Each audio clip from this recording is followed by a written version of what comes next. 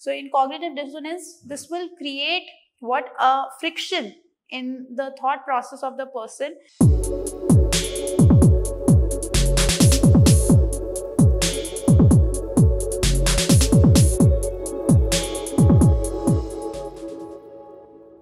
Hello everyone, today we'll be discussing PYQ of psychology optional of UPSC CSC, and we are going to discuss PYQ of the topic motivation and emotion.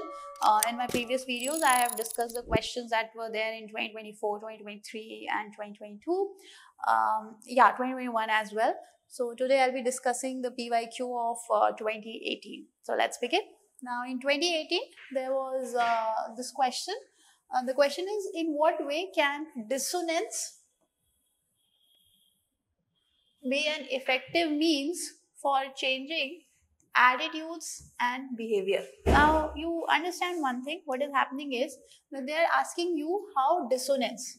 So, what you have to do is that you need to explain in introduction what is dissonance.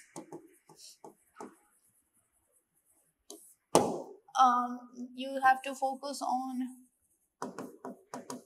the cognitive aspect of the dissonance. That means, if there are certain thoughts, there are certain behaviors which are challenging the beliefs, the pattern of thoughts that you were having. So how cognitive or how dissonance can be effective ways or means of changing attitude and behavior. Now here what you have to do is that you have to explain the theory of Festinger.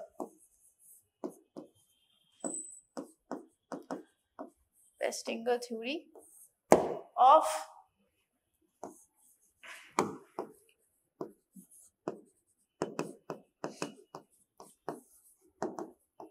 cognitive dissonance. Fine.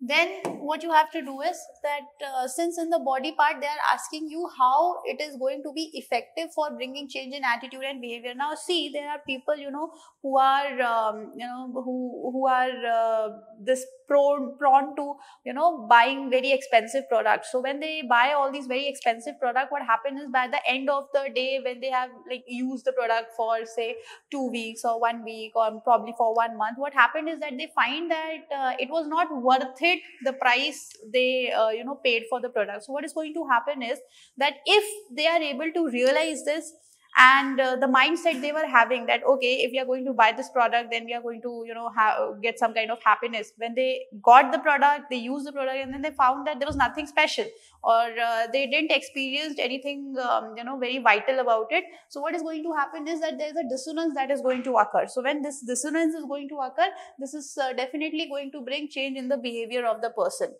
Now, other than that, it also helps in reduction of certain kind of attitude which is not very good also, right? So behavior and attitude are getting influenced in or through cognitive dissonance. How? Because this will help in reduction, change,